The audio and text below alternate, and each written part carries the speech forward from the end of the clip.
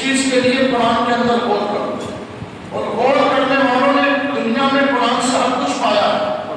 دنیا کے اندر جتنے بھی لوگ ہوں، چاہے غریب ہو، شہید ہو، چاہے پڑھے لکھے ہو، دنیا کا کوئی بھی ایسا شخص نہیں ہے جس نے قرآن میں غور کیا ہو اور قرآن نے اسے کچھ عطا نہ کیا تھا۔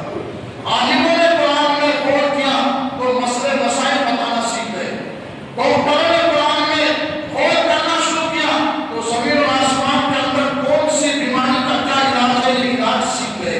پروفیسروں نے قرآن کے اندر غور کیا تو دنیا کی ہسٹری کو پوری دنیا کی کتابوں میں لکھ ڈالا۔ دنیا کے جس انسان نے بھی قرآن میں جس مقصد سے غور کیا، قرآن پاک نے ان کے ایمان کی بھی حفاظت فرمائی اور ان کی جانکاری میں بھی اضافہ فرما دیا۔ ہر شخص کو قرآن پاک نے جو ہے ہر کچھ عطا فرمایا ہے۔ میرے دوستو عزیزو، قرآن عظیم و فرقان حمید وہ دار کتاب ہے کہ عزیزان گرامی 2013 14 کے اندر امریکہ کے اندر قرآن چلا گیا، ابھی 2017 کے اندر نیوزی لینڈ میں قرآن کو چلایا گیا، اور کہا کہ اس کتاب کو دنیا سے مٹا دینا چاہیے، اس کے ماننے والوں پر جو ہے قانون لگانا چاہیے کہ دنیا میں آپ کوئی دھارمک کتاب نہیں پڑھی جائے گی۔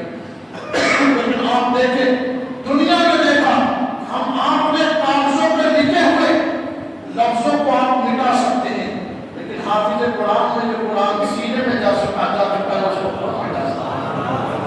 اس کو کون مٹا سکتا ہے؟ جو قرآن حافظوں کے سینے میں ہے اس کو کون مٹا سکتا ہے؟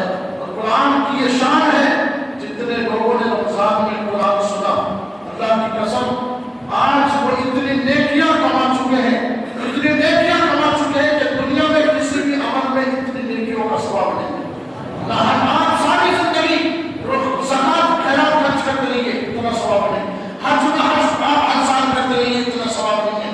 دنیا بھر کی دولت آپ سب کو لٹا لیجیے، اتنا ثواب آپ کو نہیں ملے گا، گنتی کر لینا، لیکن اللہ کی قسم رمضان میں قرآن شریف پڑھنے والوں کو، سننے والوں کو اتنا ثواب ملے گا کہ قیامت کے دن ندا دینے والا پکارے گا، تیرے ثواب کی کوئی حد نہیں ہے، قرآن جہاں تک تو پڑھتا جائے گا اللہ تجھے جنت عطا کرتا چلا جائے گا۔ سارے عمل سے زیادہ ساری نیکیوں کا بھاری ہے قرآن کی تلاوت۔ تو ایک خبر کرو، حضرت حسین رضی اللہ تعالیٰ عنہ صحابی تھے حضور کے، وہ اپنے گھر میں قرآن پڑھ رہے تھے۔ جب وہ قرآن پڑھتے ہیں تو انہوں نے دیکھا کہ ان کے گھر میں جو گھوڑا بندھا ہوا ہے وہ اچھل کودنے لگا۔ وہ آپ نے قرآن کو بند کیا اور دیکھا کہ گھوڑے کو کیا تکلیف ہے، یہ کیوں اچھل رہا ہے، کیوں کود رہا ہے۔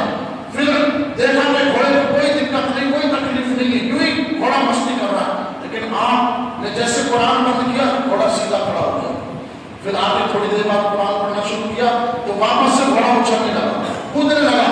پھر آپ پریشان ہو گئے کہ جب میں قرآن پڑھتا ہوں تو گھوڑا کودنے لگتا ہے، اچھلنے لگتا ہے، اور میں قرآن بند کر دیتا ہوں تو پھر جو ہے گھوڑا جو ہے آرام سے سیدھا کھڑا ہو جاتا ہے۔ انہوں نے کیا دیکھا، گھر کے باہر نکلے، ارادہ کیا کہ حضور کے پاس جا کر کے یہ مسئلہ پیش کروں، حضور میں نے آج قرآن پڑھتا ہوں تو گھوڑا اچھلتا ہے، اور قرآن بند کر دیتا ہوں تو گھوڑا اچھلنا بند کر دیتا ہے۔ جب وہ گھر کے باہر آئے تو کیا دیکھتے ہیں، آسمان سے ان کے گھر کی طرف قرآن پاک کی تلاوتوں کے ذریعے نور کا نزول ہو رہا۔ حضور کے بعد جانے کے یا رسول اللہ آج میں نے ایسا دیکھا کہ قرآن پڑھ رہا تھا کہ جانور اچھل کود رہا تھا۔ حضور مسکرائے اور مسکرا کر حضور نے کہا کہ حضیر تم قرآن کو پڑھتے رہتے اس لیے کہ جب تم قرآن کی تلاوت کرتے تھے تم پہ اللہ کی رحمتیں برستی تھی، تو جانور پہ بھی اللہ کی رحمتیں نازل ہوتی تھی، تو جانور اس خوشی سے اچھلتا تھا، کودتا تھا، خوشی میں رشک کرتا تھا۔ آپ مجھے بتائیں جب جانور پر قرآن سننے کا اتنا نزول ہے کہ وہ خوشی سے کود رہا ہے، اچھل رہا ہے، پھر ہم سب نے جب مسجد میں قرآن پاک سنا ہے تو کس قدر رحمتوں کا نزول ہوا ہوگا، کس قدر